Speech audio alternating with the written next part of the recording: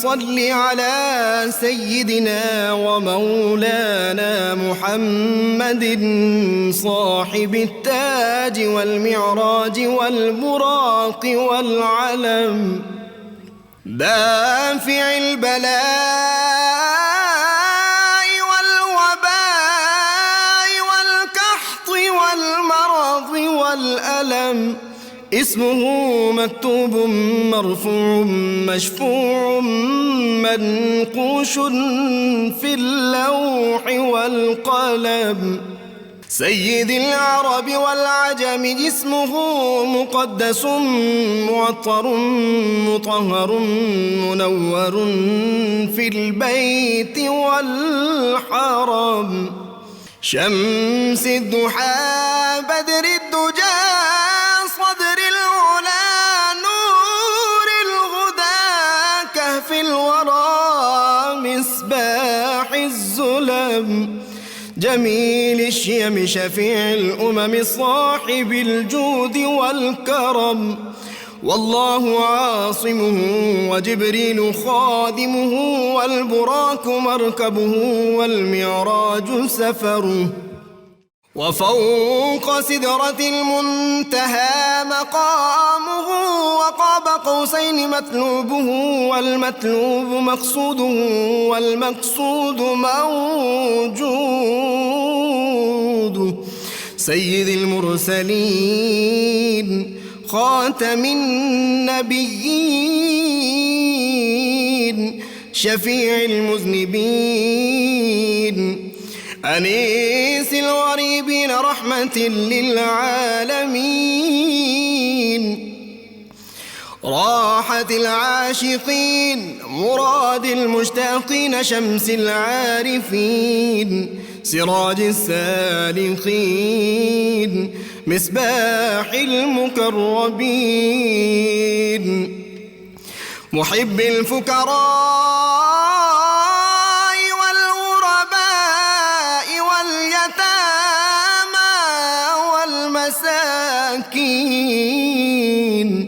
سيد الثقلين نبي الحرمين إمام القبلتين وسيلتنا في الدارين صاحب قاب قوسين محبوب رب المشرقين ورب المغربين جد الحسن والحسين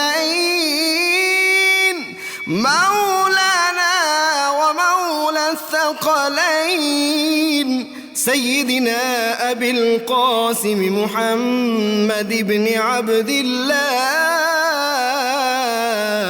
نور من نور الله يا أيها المشتاقون بنور جماله بلغ العلا بكماله كشف الدجى بجماله حصنت جميع خصاله صلوا عليه وآله وأصحابه وسلموا تسليما سيدتنا فاطمة وسيدتنا زینب وسیدنا بسم اللہ الرحمن الرحیم۔ السلام علیکم ناظرین، پروگرام صبح نور کے ساتھ آپ کا میزبان نذیر احمد غازی حاضر ہے۔ ناظرین کرام، حضرت ابو انیس محمد برکت علی صاحب رحمہ اللہ کی مشہور تالیف اسماء النبی الکریم صلی اللہ علیہ وآلہ وسلم سے ایک اسم مبارک پڑھنے کی سعادت حاصل کر رہا ہوں۔ سیدنا الرضا صلی اللہ علیہ وآلہ وسلم، ہمارے سردار اللہ پر راضی رہنے والے، درود و سلام بھیجے اللہ آپ صلی اللہ علیہ وسلم، آپ کی آل پاک اور آپ کے صحابہ کرام پر۔ حضرت سعد بن ابی وقاص رضی اللہ تعالی عنہ روایت ہیں کہ امام الانبیاء حضرت محمد مصطفیٰ صلی اللہ علیہ وآلہ وسلم نے ارشاد فرمایا کہ جو شخص مؤذن کی اذان کے بعد کہے کہ میں گواہی دیتا ہوں کہ اللہ کے سوا کوئی معبود نہیں، وہ وحدہ لا شریک ہے، اور بے شک حضرت محمد صلی اللہ علیہ وسلم اللہ کے بندے اور اس کے سچے رسول ہیں، میں راضی ہوا اللہ کے رب ہونے پر اور حضرت محمد صلی اللہ علیہ وسلم کے رسول ہونے پر اور اسلام کے دین ہونے پر، تو اس کے تمام گناہ معاف کر دیے جاتے ہیں۔ ناظرین کرام، آج کی ہماری ممدوح شخصیت حضرت شیخ الاسلام مخدوم محمد ہاشم ٹھٹوی رحمۃ اللہ علیہ ہیں۔ ناظرین کرام، دین اسلام کی تبلیغ اور اسلام کی روشنی اور اسلام کی خوشبو جو تھی یہ تو صحابہ کرام کے دور میں یہاں تک پہنچ گئی تھی، اور بالخصوص دور فاروقی میں جن صحابہ نے یہاں پر آ کے اسلام کی تبلیغ کی، ان کی بڑی خدمات ہیں، ان کے بعض کے مزارات بھی یہاں پہ موجود ہیں جن کا ذکر حضرت شیخ الاسلام محمد ہاشم ٹھٹوی رحمۃ اللہ علیہ نے اپنی کتب میں کیا۔ انہوں نے کہا میں نے صحابہ کرام کے مزارات پر حاضری بھی دی تھی۔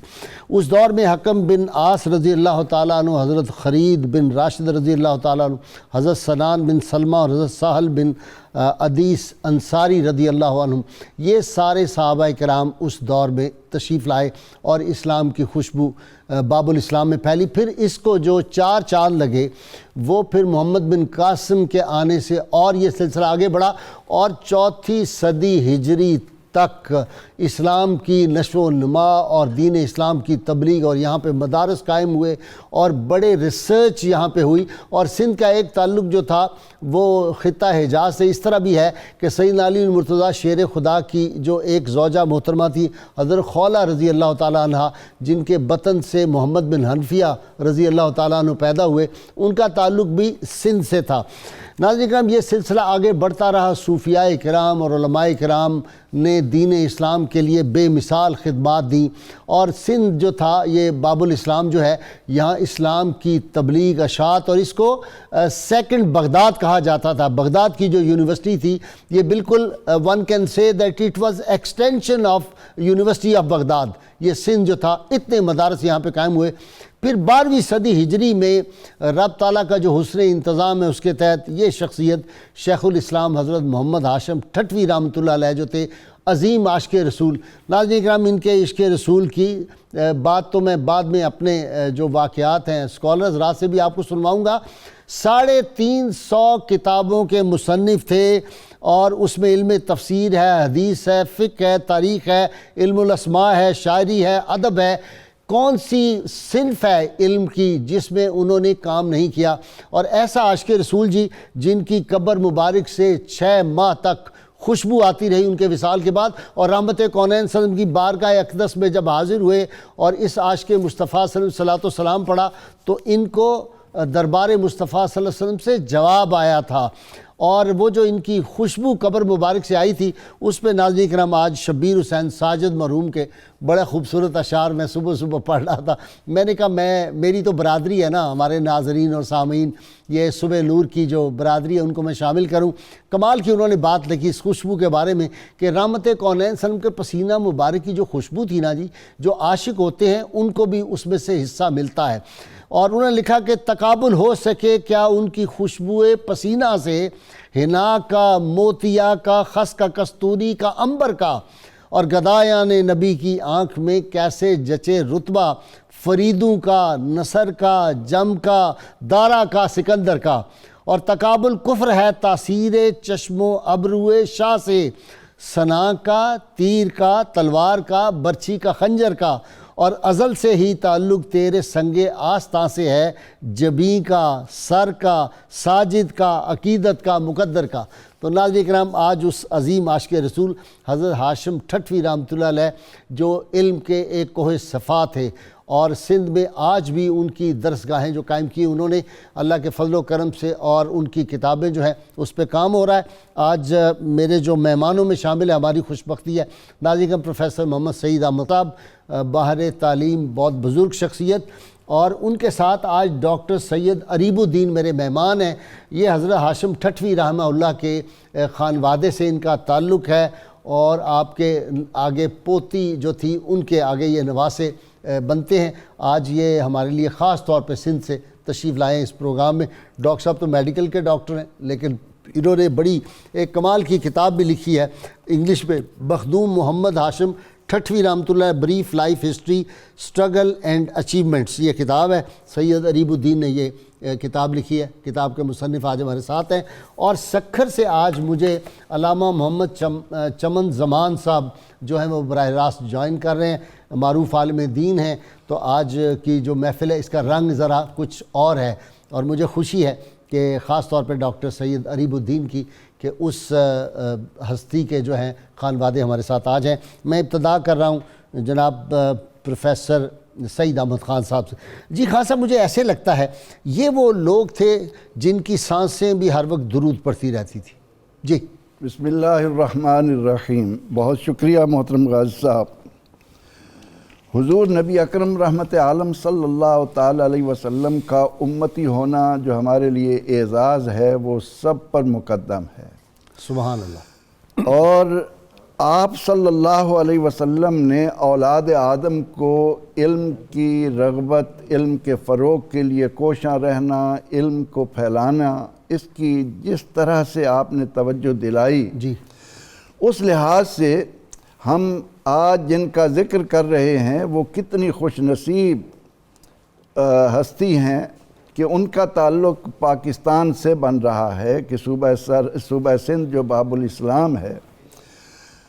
ہم یہ دیکھتے ہیں کہ اللہ رب العزت نے ہمیں یہ حکم دیا کہ انما یخشی اللہ من عبادہ العلماء، کہ اہل علم اللہ کی خشیت سے لبریز ہوتے ہیں۔ سبحان اللہ۔ قرآن نے ہمیں بتایا کہ یرفع اللہ الذین آمنوا منکم والذین اوتوا العلم منکم درجات، جو تم میں صاحب علم ہیں اللہ نے ان کے درجات کو بلند کیا ہے۔ ٹھیک۔ حضور نبی اکرم رحمت عالم صلی اللہ تعالی علیہ وسلم نے ہمیں فرمایا کہ راس الحکمت مخافت اللہ، دانائی کی اصل در حقیقت اللہ کا خوف ہے۔ ٹھیک ہے، خشیت الہی۔ اب جب ہم ان اپنے بزرگان دین کو دیکھتے ہیں کہ جنہوں نے علم کے حصول کے لیے اس طرح کاوشیں کیں کہ دنیا میں جہاں جہاں انہیں خوشبو ملی وہاں وہاں وہ پہنچے۔ خان صاحب 70 سال کی عمر میں، ظاہر ہے وہ بچے ہوں گے، پہلے قرآن پاک وغیرہ حفظ کیا، تو اتنی مختصر مدت میں 350 کتاب جو ہے مرتب کر دینا، یہ تو اور ہر شعبے میں، تفسیر میں، میں، فقہ میں، حدیث میں، اور قادر الکلام شاعر بھی ہیں، اور انہوں نے اپنی زندگی جس طرح علم کے فروغ کے لیے وقف کی وہ آج ہمارے لیے نمونہ ہے۔ جی ڈاکٹر صاحب ذرا مختصر تعارف حضرت کا۔ بسم اللہ الرحمن الرحیم۔ قرآن مجید میں جیسے خدا فرماتا ہے کہ لیطفئوا نور اللہ بافواہہم واللہ متم نورہ ولو کرہ المشرکون، کہ یہ لوگ ارادہ کرتے ہیں کہ اللہ کے نور کو اپنی پھونکوں سے بجھا دیں، مگر اللہ اپنے نور کا اتمام کرے گا چاہے ناگوار گزرنے والوں کو وہ کتنا ہی ناگوار گزرے۔ اور اسی اتمام نور کے لیے خدا فرماتا ہے کہ وَلِكُلِّ قَوْمٍ ہاد، میں نے ہر علاقے، ہر قومیت میں اپنے ہادی رہنما بھیجے، اور اس ہادی رہنما کے ساتھ خدا نے محبین، انصار، مجاہدین ان کے ساتھ کی، کہ جیسے ہم آیت میں پڑھتے ہیں محمد رسول اللہ والذین آمنوا معہ، والذین معہ اشداء علی الکفار رحماء بینہم، وہ دونوں جو ہے وہ ایک ساتھ چلتے ہیں، ایک ٹیم ورک کے ساتھ چلتے ہیں۔ اور حضرت عیسیٰ کے حوالے سے ہمیں یہ ان کی ندا ملتی ہے قرآن میں کہ من انصاری اللہ، کون ہے میرا مددگار اللہ کے راستے میں۔ تو یہی بات جب خاتم المرسلین پہ آتی ہے رحمۃ اللہ عالمین صلی اللہ علیہ وسلم پر، تو خدا نے ان سے وعدہ کیا کہ اے نبی انا اعطیناک الکوثر، میں نے تمہیں کثرت سے عطا کیا۔ تو جہاں حضور اکرم صلی اللہ علیہ وسلم کے محبین، انصار، مجاہدین کی فہرست طویل ہونی تھی، تو ان بابرکت ناموں میں سے ایک نام یہ مخدوم محمد ہاشم ٹھٹوی رحمۃ اللہ تعالیٰ علیہ، کہ جنہوں نے خیرکم من تعلم القرآن وعلمہ ہونے کے مصداق ہونے کی شرف حاصل کیا، اور خدا کی دونوں صلاحیتیں علمہ البیان اور علمہ بالقلم کو بہترین طریقے سے وہ بروئے کار لائے۔ He was a researcher, a scholar, a historian, a theologian, a profound man of letters and an excellent orator. And above all, he was a revolutionary. واہ۔ 10 ربیع الاول سن 1104 ہجری میں خیر الدین حارثی کے گھر، خیر الدین حارثی وہ کہ جو حضرت حارث ابن عبد المطلب کی اولاد تھے، ان کے گھر سیون کے شہر میں آگ نسب وہی ہے، عرب سے ہی آئے، بالکل ہاشمی قریشی نسبی ہیں، اور ان کے گھر میں آگ کھولی تو مخدوم ابو القاسم نقشبندی جو کہ ان کے استاد بھی ہیں اور نقشبند سلسلے کے ایک عظیم بزرگ ہیں، وہ فرماتے تھے کہ اس دہر میں اس ماں سے بڑھ کر کوئی ہستی نہیں کہ جس ماں نے مخدوم محمد ہاشم ٹھٹوی کو جنا۔ واہ، سبحان اللہ، سبحان اللہ۔ ابتدائی تعلیم انہوں نے اپنے والد بزرگوار سے حاصل کی اور بہت ہی کم عمری میں حفظ قرآن مکمل کیا، اور اس کے بعد چونکہ علم کا شہر اس وقت ٹھٹا تھا تو سیون سے ٹھٹا علم کے لیے سفر کیا، اور وہاں پر یہ معجزتاً یہ بات ہے کہ 6 سال میں جو نصاب مکمل ہونا تھا اس کو 6 ماہ میں انہوں نے مکمل کیا، اور اس وقت سے یہ اپنے اساتذہ کا نور چشم بن گئے۔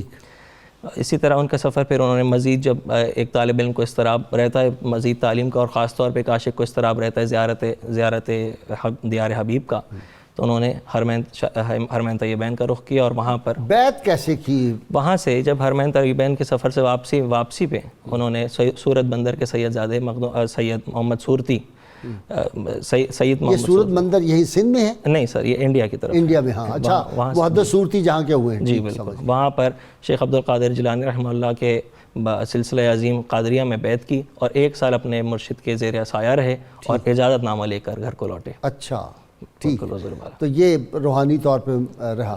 آپ کی کیا کنٹریبیوشن کا بھی ذرا کچھ ذکر کر دیں؟ حضور والا ان کی کنٹریبیوشنز یہ ہیں کہ کہیں پر ان کی لکھی کتب کا جو ہے وہ تعداد 350 آتی ہے، کہیں پر 450 آتی ہے، اور ہر ایک شعبے میں ان کی جو ہے وہ، جیسے ابھی انہوں نے فرمایا کہ اسلام کے ہر شعبے پر تفسیر ہو، حدیث ہو، سوانح حیات حضور پاک صلی اللہ علیہ وسلم ہو، احادیث کا مجموعہ ہو، اہل بیت اطہار کی زندگی کے حوالے سے کتب ہوں، یا جیسے آج میں بتاؤں کہ آج کے دور میں بھی 400 سال اس ہستی ہو گئے مگر آج بھی کوئی فقہی مسئلہ اٹھتا ہے تو اس کی بھی رہنمائی مخدوم محمد ہاشم ٹھٹوی نے کی. حال ہی میں جیسے گستاخ رسول کی سزا کے حوالے سے جب مسائل زیر بحث آئے تو ان کی لکھی ہوئی کتاب گستاخ رسول کی سزا کا سب سے زیادہ تذکرہ ہوا. میرا خیال ہے اس کا دباچہ بھی انہوں نے مجھ سے لکھوایا تھا. بہت خوب. مجھے ایسے لگتا ہے جو نیا پبلش اس کا غالباً دباچہ میرا لکھا ہوا ہے. اب مجھے یاد نہیں اس وقت فوری.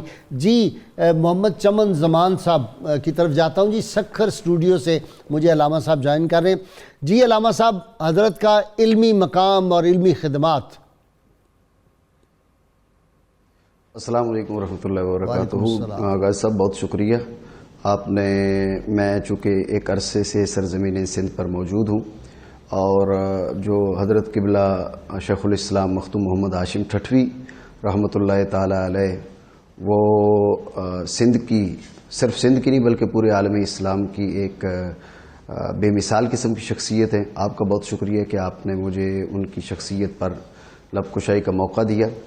تو جیسا کہ سید عریب الدین صاحب بھی موجود ہیں اور ذکر کر رہے ہیں، حضرت جو ہے وہ علوم اسلامیہ کا ایک انسائکلوپیڈیا تھے. جی کچھ لوگ علم تفسیر میں ید طولہ رکھتے ہیں، کچھ علم حدیث میں، کچھ فقہ میں، کچھ اصول میں، لیکن حضرت مخدوم محمد ہاشم ٹھٹوی رحمۃ اللہ تعالی علیہ کی جو شخصیت ہے، آپ جس لحاظ سے دیکھیں ان کو، یہ بات اپنی جگہ پر ہے کہ آپ کی جو اکثر تصانیف ہیں وہ فقہ میں ہیں. 40 سے زائد تصانیف حضرت کی فقہ کے اندر ہیں، لیکن اس کے علاوہ تفسیر میں ہیں، قراءات میں ہیں، اصول میں ہیں، عقائد میں ہیں. تو آپ علوم اسلامیہ کا ایک یقیناً انسائکلوپیڈیا تھے اور ایسی شخصیت ملنا یقیناً بہت دشوار ہے. اور جیسا کہ آپ خود ابھی ذکر کر رہے تھے کہ 70 سال کی عمر میں اس قدر جو کثیر تصانیف ہیں، ایسے مصنفین بہت کم ملتے ہیں کہ جن کی عمر کے سال کم ہوں اور ان کی تصانیف زیادہ ہوں. اور میں یہ سمجھتا ہوں کہ اس کی ایک بڑی وجہ مخدوم محمد ہاشم ٹھٹوی رحمۃ اللہ تعالی علیہ کی جانب سے وقت کی قدر ہے. میں ان کی ایک کتاب کے مقدمہ میں پڑھ رہا تھا، شاید اس کتاب کا نام ہے غنیۃ الظریف. تو غنیۃ الظریف کے اندر آپ یہ لکھ رہے ہیں حرمین طیبین کا آپ نے سفر کیا تھا 1135 ہجری میں. اس وقت آپ کی عمر تھی 31 سال. تو 1135 ہجری میں حرمین طیبین کا سفر کیا، حج کیا. واپسی پر آپ جہاز کے اندر، بحری جہاز کے اندر، آپ اس غنیۃ الظریف کی تالیف آپ نے شروع کر دی. یعنی آپ وہ شخصیت تھے کہ جو کوئی بھی وقت اپنا ضائع نہیں کر رہے. سفر ہو، حضر ہو، آپ کا قلم چلتا رہتا تھا. تو یقیناً ایسی شخصیات جو ہیں وہ عالم اسلام کے ہیرے ہیں اور عالم اسلام کا وہ ماتھے کا جھومر ہیں. اور مخدوم محمد ہاشم ٹھٹوی رحمۃ اللہ تعالی علیہ انہی شخصیات میں سے ہیں. اچھا جی خان صاحب، نادر شاہ اور احمد شاہ ابدالی جو تھے وہ بھی آپ کی خدمت میں حاضر ہوئے. کلوڑا خاندان کا جب اقتدار تھا تو وہ بھی بڑی آپ کی عزت و تکریم بجا لاتے تھے. یہ ایسے درویش ہوتے ہیں، درویش خدا بس بادشاہوں کے دربار میں نہیں جاتے، بادشاہ یہاں آتے ہیں. اللہ رب العزت اپنے پیاروں کی محبت لوگوں کے دلوں میں خود ڈالتے ہیں. ٹھیک. ہماری یہ خوش نصیبی ہے کہ ہمارے خطے کا ایک ایسا عالم کہ جن کی لکھی ہوئی کتب آج جامعہ ازہر میں پڑھائی جا رہی ہیں، ترکی کی جامعات میں پڑھائی جا رہی ہیں، اور انہیں غلام شاہ کلوڑا نے چیف جسٹس مقرر کیا. بات یہ ہے کہ حضرت مخدوم ہاشم ٹھٹوی رحمۃ اللہ تعالیٰ علیہ نے علم کے ساتھ عمل کو جس انداز سے مضبوط کیا، اس کے نتیجے میں آج ہم ان کا یہاں ذکر پاک کر رہے ہیں۔ حضور نبی اکرم رحمت عالم صلی اللہ تعالیٰ علیہ وسلم کی بارگاہ میں استغاثہ بھی ہے، اور آپ کی شان میں قصائد بھی لکھے ہیں۔ آپ نے کون سا موضوع ہے جس پر آپ نے قلم نہیں اٹھایا؟ مدح نامہ سندھ، تفسیر ہاشمی، تحفہ مرغوبہ، الدعاء بعد المکتوبہ، بدر القوہ فی حوادث النبوہ، وسیلۃ القبول فی حضرت رسول، مظہر الانوار، بیاض ہاشمی، جنت النعیم فی فضائل القرآن الکریم۔ تو علماء یہ ان کی ایک کتاب ہے میرے پاس آج، وسیلۃ الغریب الی جناب الحبیب، خانوادہ مصطفیٰ صلی اللہ علیہ وسلم کے بارے میں یہ کتاب ہے۔ دیکھنے میں دکھائی دوں اپنے ناظرین کو جی، یہ شیخ الاسلام حضرت مخدوم محمد ہاشم ٹھٹوی رحمۃ اللہ علیہ کی ہے، اور ہمارے جو ریسرچ کے ہیڈ تھے پہلے ڈاکٹر یاسر، اب تو وہ چلے گئے سول جج ہو کے آزاد کشمیر، تو یاسر نے اس کا ترجمہ کیا، اور یہ کمال کی کتاب ہے جی۔ بظاہر والیوم میں چھوٹی ہے، لیکن یہ کوزے میں دریا جس کو کہتے ہیں وہ بند کیا ہوا ہے۔ رحمت کونین صلی اللہ علیہ وسلم کے خاندان پاک کا ذکر، اہل بیت اطہار کے فضائل اس میں ثابت کیا ہے کہ یہ جو پانچتن پاک کا لفظ ہم استعمال کرتے ہیں، انہوں نے کہا یہ بالکل جائز ہے، اس کے حوالے دیے ہیں۔ لوگ اعتراض کرتے ہیں پانچتن پاک کا کیا یہ لفظ استعمال نہیں ہونا چاہیے، یہ ٹرم جو ہے، تو انہوں نے یہ بھی اس میں ثابت کیا ہے۔ اہل بیت اطہار سے بھی بے پناہ محبت ہے، اور آپ ہر قدم پر شریعت مطہرہ کو مضبوطی سے تھامے رہے ہیں۔ تبھی تو وہ کلوڑا خاندان والوں کو کہا کہ محرم الحرام میں جو غیر شرعی حرکات ہوتی ہیں ان پہ پابندی لگاؤ، اور لگوائی انہوں نے پابندی۔ بلکہ حضرت سیون شریف میں دھمال پر نماز کے اوقات میں پابندی آپ نے ہی لگوائی تھی۔ اچھا، اس وقت سے آج تک چلی آ رہی ہے۔ اور اہل بیت اطہار کی محبت میں جو آپ نے کلام کہا، اس میں سے میں نے دو اشعار لکھے کہ فرماتے ہیں کہ اے عاشق صادق محب خوش نام، در تعزیت حسین کن حزن تمام۔ واہ واہ واہ واہ، کہ امام حسین رضی اللہ تعالیٰ عنہ کی تعزیت میں اپنے غم کو انتہا تک پہنچا دے۔ اور اس کے ساتھ ہی فرماتے ہیں کہ باسوز دلت اشک ہمی ریز چشم، دل کے آنسو آنکھ کے ذریعے بہیں۔ اور اس کے ساتھ ساتھ فرماتے ہیں کہ لیکن نہ دہی راز محبت با عوام، عوام کو آپ نے اگر یہ محبت دینی ہے تو اس کو اس انداز میں دو کہ وہ لوگ غلوب نہ کریں۔ اے باد نسیم، اگر تیرا گزر روضہ پاک روضہ رسول پر ہو تو اللہ کی تمام نعمتوں کے مالک مصطفیٰ کریم صلی اللہ علیہ وسلم سے میرا سلام عرض کرنا۔ روحی فدا کا وانت حیات روحی وقرہ عینی والشفاء من سقمی۔ یا رسول اللہ صلی اللہ علیہ وسلم، میری روح آپ صلی اللہ علیہ وسلم پر فدا ہو، آپ میری روح کی حیات اور میری آنکھوں کی ٹھنڈک ہیں، اور آپ ہی میرے تمام دردوں کی دوا ہیں۔ یہ ان کا عشق مصطفیٰ صلی اللہ علیہ وسلم، اور دیکھیے کیسی باکمال انہوں نے نعت لکھی ہے۔ اچھا اریب صاحب، کوئی خاص واقعات آپ کے ہمیں سنائیں نا حضرت کے؟ خاص واقعوں میں ایک واقعہ مشہور یوں ہے کہ ایک شخص جو ہے ان کے مخدوم صاحب کے استاد مخدوم ضیاء الدین ٹھٹوی کی تلاش میں نکلا کہ ان سے کوئی فتویٰ طلب کرے، مگر ان کو وہاں غیر موجود پا کر وہ مخدوم ہاشم سے فتویٰ لے کر گھر چلا جاتا ہے۔ اگلے روز جب مخدوم ضیاء الدین سے ان کی ملاقات ہوتی ہے اور وہ واقعہ نقل کرتے ہیں کہ میں اس طرح کل آیا تھا اور مجھے مخدوم محمد ہاشم نے یہ فتویٰ دیا ہے، تو مخدوم ضیاء الدین جو ہے اس سے اختلاف کر جاتے ہیں، مگر اس رات جب سوتے ہیں تو شرف زیارت مصطفیٰ احمد مجتبیٰ ہوتا ہے، اور حضور پاک کی طرف سے ارشاد ہوتا ہے کہ فتویٰ مخدوم ہاشم کی پسند کے مطابق دو۔ اس واقعے کے بعد سے مخدوم ضیاء الدین یہ کہتے پھرتے تھے کہ محمد ہاشم جو ہے وہ بارگاہ رسالت کی طرف سے مفتی مقرر ہے۔ اسی طریقے سے ان کے دوسرے استاد مخدوم ابو القاسم نقشبندی ایک مرتبہ وضو فرما رہے تھے کہ مخدوم محمد ہاشم پاس میں تھے، انہوں نے ان کی کریکشن کی کہ آپ اس طرح نہیں، اس طرح کر لیں۔ اس پر مخدوم ابو القاسم نقشبندی نے حضور کی بارگاہ میں جو ہے وہ التجا بھی کی اور نظر جو ہے وہ توجہ بھی کی، تو حضور پاک کی طرف سے یہ جواب آیا کہ جس طرح یہ میرا بندہ فرما رہا ہے اس طریقے سے تم یہ درست کیا ہے کروں. جو جی، یہ کر رہے بے ہیں، شک، بے یہ شک. ان کے خاص واقعہ. بے شک. اچھا، ان کی کتنی کوئی کتابیں اب تک شائع ہو چکی ہیں؟ قبلہ اس وقت ان کی 82 کتابیں آن ریکارڈ موجود ہیں. اور میں آپ کو بتاؤں کہ ان کی کتابوں کی اس وقت جو ہے وہ ڈسکوری بھی چل رہی ہے اور ریکوری بھی چل رہی ہے بخدا بے فضل خدا. اس وقت ابھی حال ہی میں ان کی 2 کتابیں جارڈن سے اور 1 کتاب کویت سے چھپی ہیں. اور عربی کتب کے حوالے سے ہمارے سندھ سے ہی ایک دوسرے عالم دین ہیں مفتی حق نبی سکندری صاحب، جامعہ الازہر سے فارغ التحصیل بھی ہیں، وہاں پڑھاتے بھی ہیں. وہ اس کام کا بہت بخوبی بیڑا اٹھائے ہوئے ہیں. اور اس وقت مخدوم صاحب کی عربی میں ہی مخدوم صاحب کی سکندری صاحب جو ہیں وہ سکھر میں ہوتے ہیں؟ یہ شاہپور چاکر ایک علاقہ نواب شاہ کا، اور اس کے پاس ہوتے ہیں. اور جو ہے عربی میں مخدوم صاحب کی سوانح حیات بہت ہی جامع عربی کتاب کو اس وقت وہ تشکیل دے رہے ہیں، جس میں بھی ان کے ساتھ ہوں. تو بخوبی اس وقت وہ اس کام کو سر انجام دے رہے ہیں. باقی یہ ہے کہ میں ان کے مخدوم صاحب کے جو بھی کتب ہیں ان کے تراجم خاص کر کے اردو اور انگریزی میں اس کام پر گامزن ہوں. تو یہ بھی خدا کا ان پر ایک فیض ہے، ان کا فضل ہے کہ ان کا کام آج بھی اسی بترتیب چل رہا ہے. اور اتنی خصوصیات ایک شخصیت میں جمع ہونا بھی خدا کی طرف سے ایک معجزہ ہے. جی خان صاحب آپ فرما رہے تھے ان کے. جی میں یہ عرض کر رہا تھا کہ حضرت مخدوم علم کا شوق اور علم پھیلانے کا شوق آپ بات کر رہے ہیں، بے حد تھا. اور اس میں جو ایک طریقہ آج ہمارے لیے رہنمائی دے سکتا ہے وہ یہ کہ ہر عالم اپنے طور پر اپنے آپ کو مکمل سمجھ کر نہ بیٹھ جائے.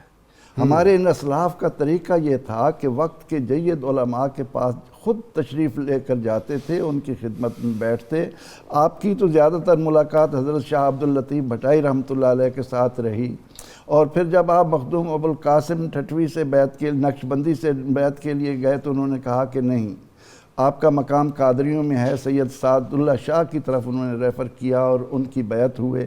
اور پھر آپ نے سندھ کے علاوہ ہندوستان کے دیگر دور دراز علاقوں تک سفر کر کے وہاں کے جو غیر مسلم رہنما تھے ان سے بڑے پیار اور محبت کے ساتھ. یہ بات میں اس لیے عرض کر رہا ہوں کہ آج ہمارا جو انداز نصیحت ہے وہ نہیں ہے ادعو الی سبیل ربک بالحکمت والموعظہ. ہم تلوار چلاتے ہیں. ہم سب سے پہلے فتویٰ دے کر دوسرے کو دین سے خارج کرتے ہیں، پھر اپنی کوئی بات لاتے ہیں. تو حضرت مخدوم ہاشم ٹھٹوی رحمۃ اللہ تعالی علیہ نے علماء کی صحبت اختیار کی، اللہ والوں کے پاس جا کر بیٹھے اور صحبت کے اثرات وہ قرآن کریم ہمیں بتا رہا ہے کہ اگر کتا بھی اصحاب کہف کی صحبت اختیار کر لے تو کیا مقام پا جاتا ہے. تو اللہ والوں کی صحبت میں اللہ والا جب جا کر چل جاتا ہے تو ہر طرف بہار کھلتی ہے. آپ نے عیسائی علماء سے اس انداز میں کثرت سے مناظرے اور مکالمے کیے کہ اس کو دیکھ کر بے شمار لوگ خود بخود اسلام میں داخل ہوتے چلے گئے. تو ہمیں آج آپ کی جب ہم حیات طیبہ کا ذکر کر رہے ہیں کہ ہماری خوش نصیبی کہ اس خطے میں اللہ تعالیٰ نے ایسا انسان ہمیں عطا کیا کہ جس کے سلام کا جواب روضہ عطر سے خود نبی اکرم رحمت عالم صلی اللہ علیہ وسلم دیں. تو ہمیں ان کے اس طریقہ کار کو سامنے رکھ کر تبلیغ کا انداز اپنانا ہے. آج جب ہم سوشل میڈیا پر دیکھتے ہیں کہ ہماری زبانیں تلوار سے بڑھ کر کام کر رہی ہیں، لوگوں کو دین کی طرف بلانے کے بجائے ہم ان کو نفرت دے رہے ہیں. حضرت مخدوم رحمۃ اللہ علیہ نے مدارس قائم کیے، مساجد بنائیں اور ان میں پیار اور محبت کے ساتھ لوگوں کو علم کے نور سے منور کیا. اور آج تک وہ سلسلہ چلا آ رہا ہے. ان کے نام کی جو مسجد ہے کہتے ہیں بہت وسیع ہے، لیکن اس کے باوجود آج یہ غور کیا جا رہا ہے کہ مسجد کم پڑ گئی ہے، اس کو اور زیادہ وسیع کیا جائے. اور اسی طرح آپ کے نام پر جو یہ مسجد آپ کی کہاں ہے؟ سکھر میں ہے؟ مکلی ٹھٹا مکلی. وہ مکلی کا قبرستان بھی آپ کا مزار بھی ہے؟ جی جی جی. وہ کہتے ہیں وہ بہت قدیم ہے قبرستان اور بہت بڑا، ورلڈز لارجسٹ نیکروپولس. اچھا اللہ. جی علامہ زمان صاحب آپ کی طرف آتا ہوں. جی پھر آپ کی علم فضل اور آپ کی تبلیغ. جی علوم تو ایک ظاہرہ ہیں اور ایک علوم باطنہ ہیں، اور مخدوم محمد ہاشم ٹھٹوی رحمۃ اللہ تعالی علیہ دونوں ہی کے اندر جو ہے وہ ہمیں بے مثال اور جگانے روزگار نظر آتے ہیں. جیسا کہ ابھی فرما رہے تھے ہمارے دوست کے آپ پہلے گئے مخدوم ابوالقاسم نقشبندی رحمۃ اللہ تعالی علیہ کے پاس. تو یہاں پر مخدوم ابوالقاسم نقشبندی رحمۃ اللہ تعالی علیہ کا جو عمل ہے وہ بھی بڑا عجیب عمل ہے، بلکہ قابل تقلید عمل ہے. کہ آج اگر ہمارے پاس کوئی مرید ہونے آ جاتا ہے تو ہم تو شکر کرتے ہیں کہ ایک بڑا نام ہمارے حلقہ احباب میں شامل ہونے جا رہا ہے، بلکہ دوسرے کے مرید توڑے ہوتے ہیں، یہ بھی لڑائی جاری ہے۔ جی بالکل بالکل ایسے ہی، بالکل آج کل عمل تو یہی چل رہا ہے، لیکن وہ جو اپنے مریدوں کو اللہ رب العالمین اور اس کے حبیب صلی اللہ تعالی علیہ وسلم تک پہنچانا چاہتے ہیں، وہ جانتے ہیں کہ اس مرید کو فیض کہاں سے ملے گا۔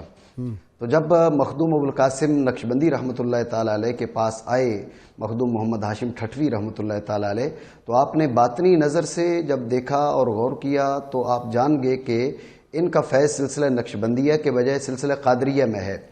تو حالانکہ مخدوم ابوالقاسم ٹھٹوی ٹھٹھا میں تھے، لیکن آپ نے مخدوم محمد ہاشم ٹھٹوی کو بھیجا صورت بندر کہ آپ وہاں چلے جائیں اور آپ کو جو فیض ملے گا سلسلہ قادریہ میں ملے گا۔ حضرت مخدوم رحمۃ اللہ علیہ کی حیات طیبہ کو جب ہم دیکھتے ہیں تو ہمیں یہ نظر آتا ہے کہ تقریباً کوئی 4000 کے قریب آپ نے کتب کا مطالعہ کیا۔ سید محمد بقا شہید جی یہ ہے ان کے اصل اوپر، سید محمد بقا شہید یہ ان کے بڑے ہیں، وہ میں نکال لیا جی۔ علماء لکھتے ہیں کہ آپ نے کوئی 4000 کے قریب کتب کا مطالعہ کیا، لیکن ان تعلیمات کا خلاصہ بیان کرتے ہوئے آپ نے جو باتیں بڑی خوبصورت کہیں، ان میں ایک بات یہ ہے، فرماتے ہیں کہ اے میرے نفس، اگر تو گناہ سے باز نہیں آتا تو کسی ایسی جگہ پر جا کر گناہ کر جہاں تجھے اللہ نہ دیکھ رہا ہو۔ اللہ ایک اور جگہ اپنے آپ سے مخاطب ہو کر فرماتے ہیں کہ اے میرے نفس، اگر تو اللہ کی اطاعت کی طرف نہیں آنا چاہتا تو اس اللہ کو چھوڑ کر کوئی اور اللہ اختیار کر لے جو تجھے اس جیسی نعمتیں دے سکے۔ واہ واہ واہ۔ اور فرماتے ہیں کہ اے میرے نفس، اگر تو گناہ سے باز نہیں آتا تو اپنے حالات کا جائزہ لے کہ تیرا انجام کیا ہے۔ یہ وہ فکر ہے جو انسان کے اندر سے انقلاب لاتی ہے، ایسا ہی ہے۔ اور انسان اس زمین پر اللہ کے بندوں کے لیے سراپا خیر و برکت کا۔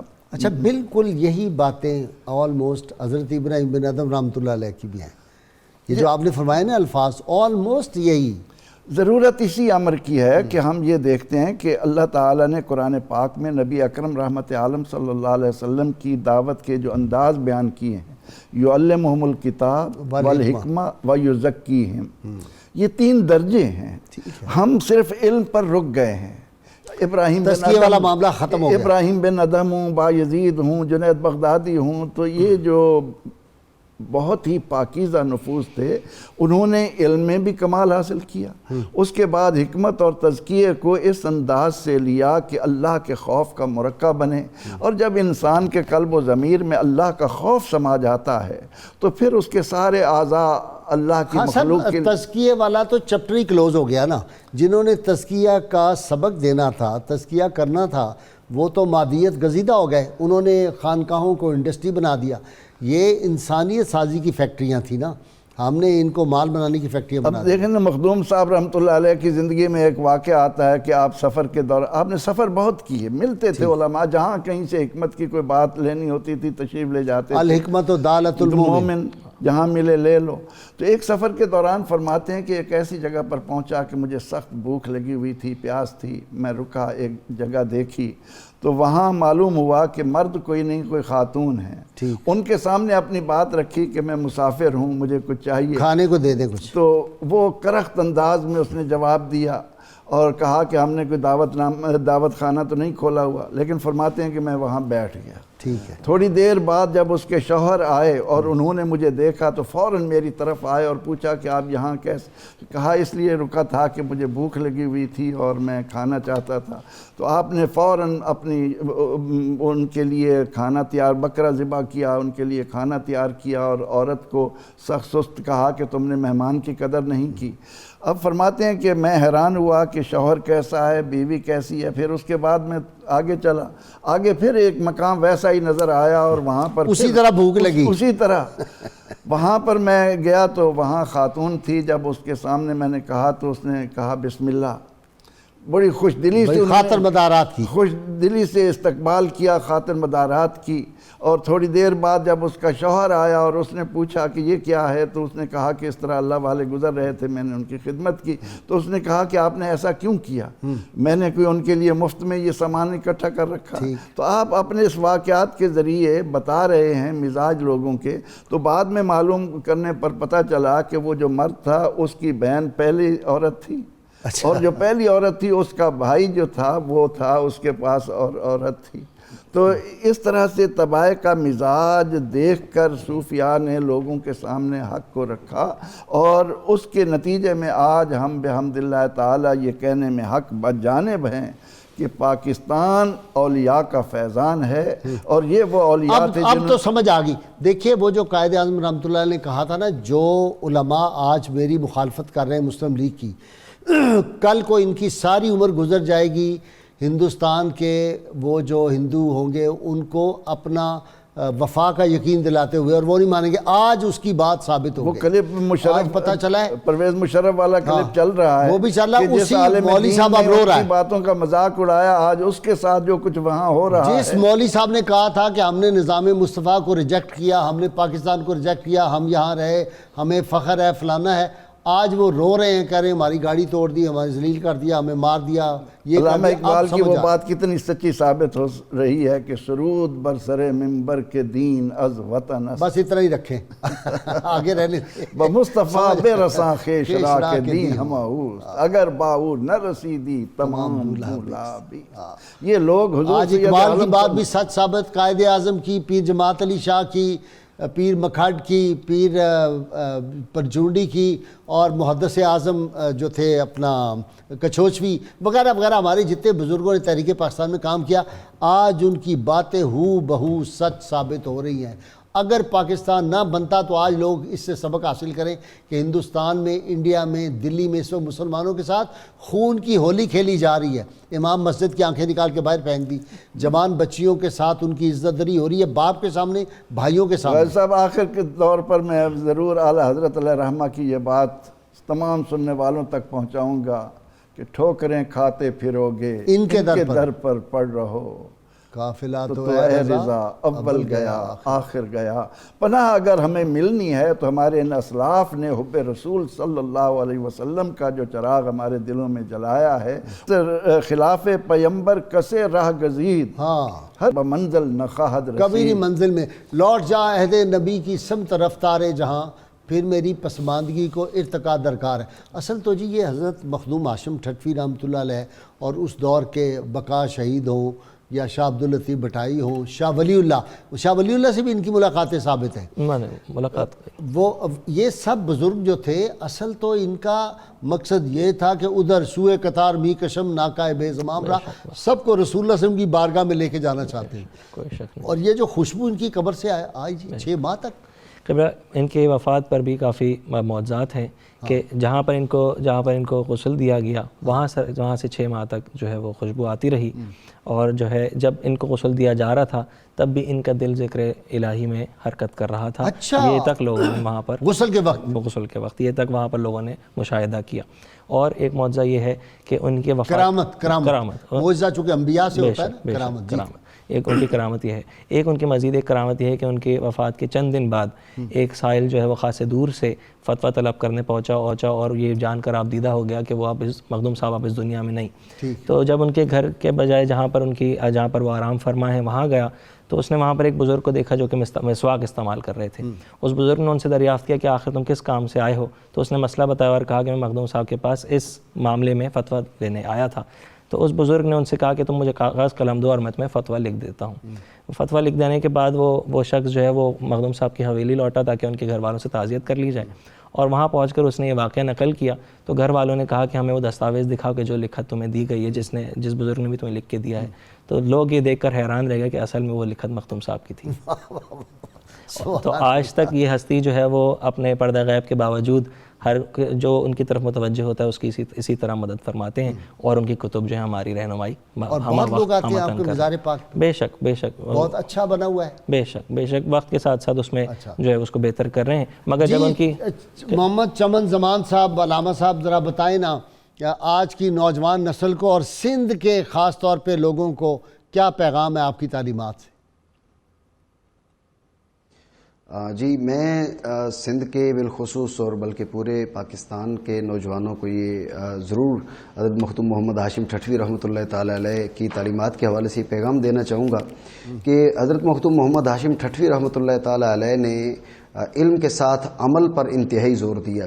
جیسا کہ پہلے بھی یہ بات ذکر کی جا رہی تھی کہ انہوں نے وقت کے جو حکمران تھے اس دور کے، ان کو خطوط لکھ کر اپنے معاشرے کی عملی اصلاح کے لیے بھرپور کردار ادا کیا. بہت شکریہ. آج ہم اپنے آپ کو ٹھیک علامہ کرنے سے چمن صاحب قاصر آپ ہیں. کا بہت شکریہ. پروگرام کا چونکہ اختتام کی طرف بڑھ رہا ہے، ڈاکٹر اریب الدین آپ کا بھی بہت شکریہ، آپ اتنا سفر کر کے تشریف لائے.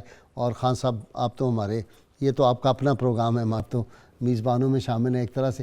ناظرین کرام، کتاب الشفا سے یہ نسخہ کا وقت ہو گیا. جی آمدنی میں اضافے کا وظیفہ ہے. آمدنی میں اضافہ اور برکت کے لیے روزانہ نماز فجر کے بعد سورہ عنکبوت کی آیت نمبر 62 اول و آخر درود پاک کے ساتھ 313 بار پڑھیں، انشاءاللہ آمدنی میں اضافہ ہوگا. سید علی المرتضیٰ شیر خدا ارشاد فرماتے ہیں، بہترین حکمت یہ ہے کہ انسان اپنے آپ کو پہچانے اور اپنے مرتبے پر ٹھہرا رہے.